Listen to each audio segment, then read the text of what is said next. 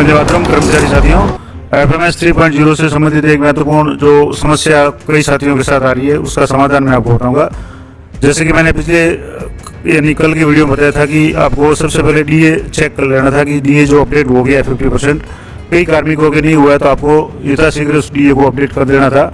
लेकिन फिर भी कई कार्मिक है उन्होंने अपना जो भी चेक करके DA अपडेट नहीं किया है। उसके बाद में जैसे ही आज बिल प्रोसेस हो गए, कई कार्मिकों के DA है अभी 46% ही शो हो रहा है। पहले तो मैं आपको लाइव बताता हूँ कि किस तरीके से आपको चेक करना है, उसके बाद में इसका क्या समाधान होगा, किस तरीके से आप इसको सॉल्व करेंगे। तो यहाँ से जैसे बिल्स में जाकर के बिल स्टेटस चेक करेंगे तो आपके यहाँ जितने भी ग्रुप हैं उन सभी के बिल यहाँ शो हो रहे हैं।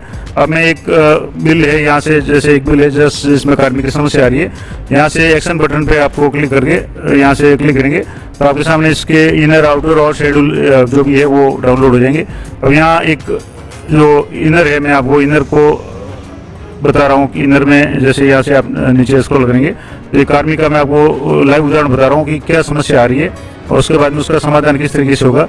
तो एक कार्मिक है, मैं पहले तो आपको उसका समाधान समस्या बता देता हूँ क्या समस्या आ रही है। यहाँ जैसे मैं थोड़ा सा जूम कर देता हूँ तो यहाँ आप देख पा रहे हैं तो यहाँ बेसिक जो है 35,800।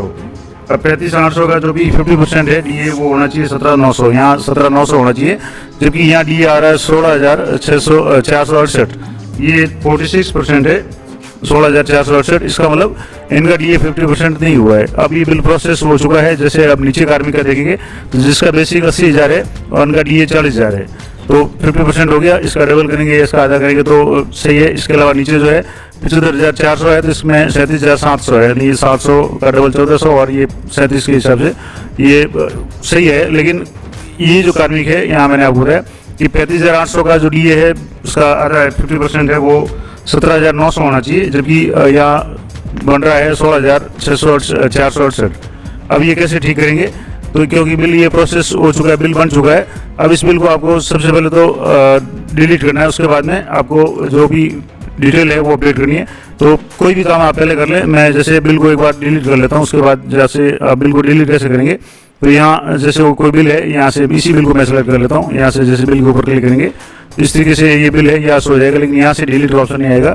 तो आपको यहाँ सैलरी बिल्स है, इसमें जाने के बाद में यहाँ से जो सैलरी वाला जो ऑप्शन था उसमें सैलरी और ऑटो सैलरी प्रोसेस, इस पर आपको क्लिक करना है और यहाँ से आपको फाइनेंशियल ईयर सेलेक्ट कर लेना है, मंथ सेलेक्ट करना है। जैसे ये मार्च हो गया तो मार्च मैंने सेलेक्ट कर लिया।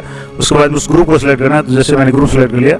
अब यहाँ से सर्च करेंगे तो आपके सामने ये जो ग्रुप है ये शो हो जाएगा। अब यहाँ से आप प्रोसेस करेंगे तो प्रोसेस में शो नहीं होगा, लेकिन आपको यहाँ बिल नंबर पे आपको क्लिक करना है।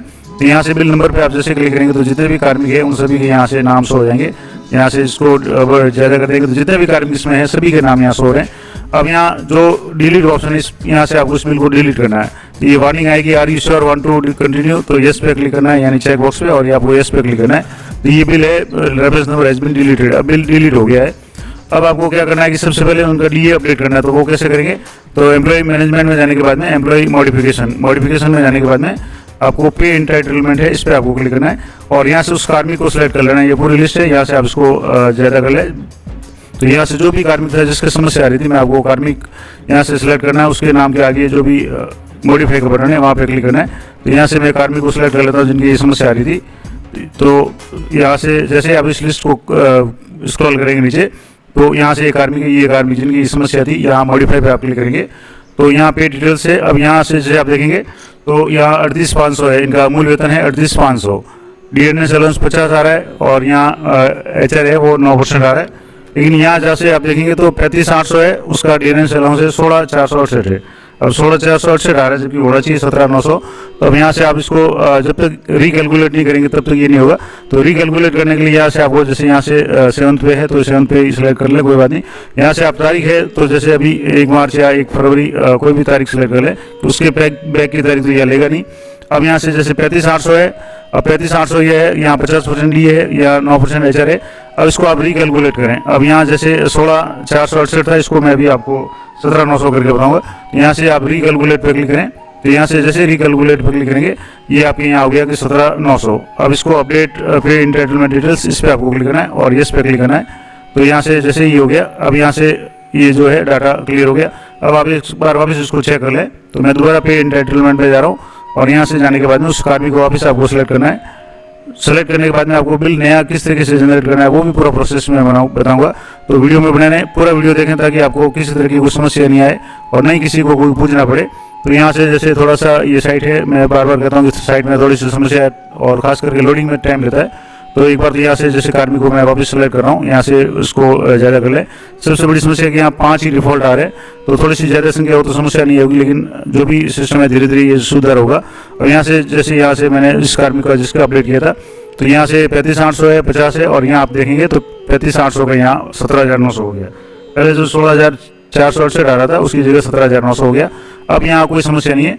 अब आपको वापस बिल इसका बनाना है तो यहाँ से सैलरी बिल्स में जाएंगे और सैलरी बिल प्रिपरेशन में नहीं जा करके आपको यहाँ रेगुलर सैलरी मैनुअल इस पर आपको क्लिक करना है, क्योंकि सैलरी बन चुकी है, आपने बिल डिलीट किया है।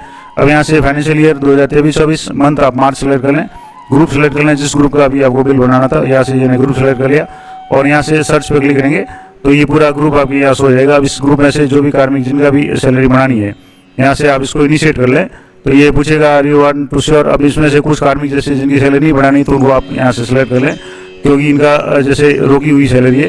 तो यहाँ से मैं जैसे कुछ कार्मिक है जिनकी रोकी हुई है उनको मैं यहाँ से हटा देता हूँ। जैसे एम्प्लॉय ये यहाँ है नहीं, इनकी अभी सैलरी नहीं बढ़ानी है, तो यहाँ जो भी कार्मिक नहीं है उनको यहाँ से एक बार चेक कर ले।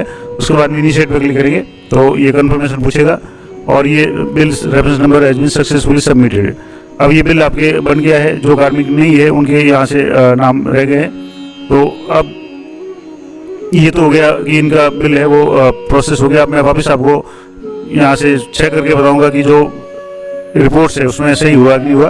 तो यहाँ से जितने भी बिल है आपके यहाँ से जो बिल अभी जैसे ये वापस नया बिल बना इसकी रिपोर्ट में जाएंगे और इसकी रिपोर्ट में जाएंगे। पहले मैंने आपको शुरुआत में बताया था कि इसकी रिपोर्ट में यहाँ 35,800 का डी है, 16,468 हो रहा था। अब यहाँ से वापस उसी कार्मिक को मैं सिलेक्ट करके आप बता देता हूँ।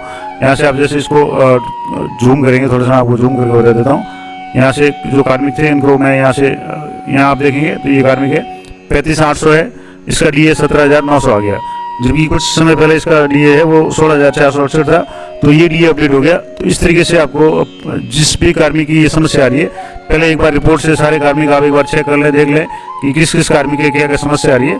उसके बाद में जो मैंने स्टेप बताया उस स्टेप को आपको फॉलो करते हुए ये पूरा प्रोसेस करना है। सबसे पहले उस बिल को आपको डिलीट करना है। उसके बाद उस एम्प्लॉय की डिटेल्स से आप अपडेट कर लें। डीए में समस्या तो डीए कर लें, एसआई की है, एलआईसी की है या इनकम टैक्स की है, जो भी डिडक्शन मिसमैच है उसको आप एक बार ठीक कर लें। और उसके बाद में आपको वापस उस अपडेट करने के बाद में बिल को नया बिल है वापस रीजनरेट करना है बिल को, यानी बिल नया डिलीट करने के बाद में नया बिल आपको मैनुअल में जाकर के बिल बनाना है। और उसके बाद में वापस रिपोर्ट चेक करनी है और देख लें कि वो सही बना या नहीं बना। अगर सही बना है तो कोई बात नहीं है तो फिर आप वापस कोशिश कर सकते हैं। साइड में थोड़ी सी समस्या रहती है तो आप ये कोशिश करते रहें, एक बार नहीं होगा तो थोड़ी देर बाद में हो जाएगा।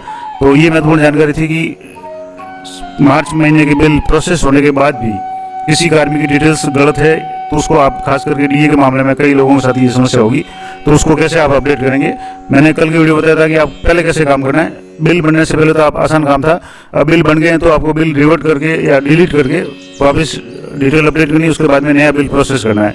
तो ये काम बढ़ गया है, लेकिन जैसी भी परिस्थिति है आप उसके अनुसार ये पूरा कर लें। तो इसी तरह की इन्फॉर्मेटिव वीडियो के लिए चैनल पर बने रहें। मिलते हैं नेक्स्ट वीडियो में, तब तक जय हिंद, जय भारत।